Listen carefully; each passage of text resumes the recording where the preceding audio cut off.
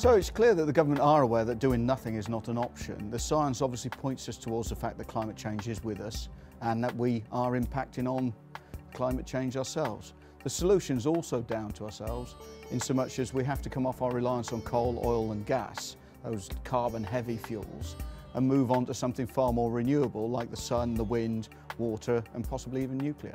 But back in 1997 the British government signed up to the Kyoto Agreement, effectively understanding the need to change, but not as a single country, but as a planet as a whole.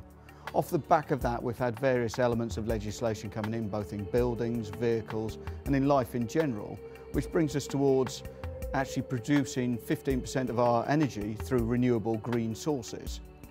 Feed-in tariffs are a simple policy that cover the initial start-up costs of any green fledgling industry.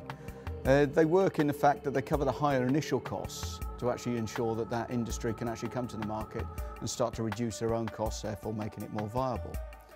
Put it simply, you're paid if you put in a green technology in your house, on your building, you're actually paid for the energy that you generate, even if you actually end up using it yourself.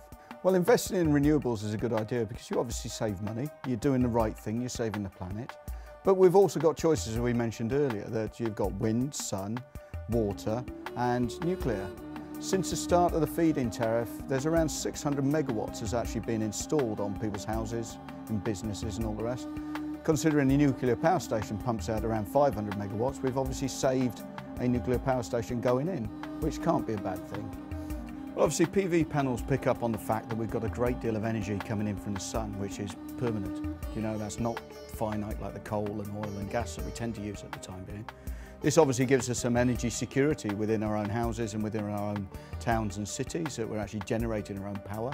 We're not reliant on other people providing it for us. There's also the fact that because it's free, it's going to save you money.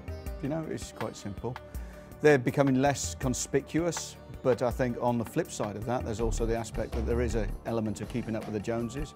It's becoming far more the social norm that people are aware of this and are actually trying to save the planet, if not for their children, their children's children, and those kind of elements.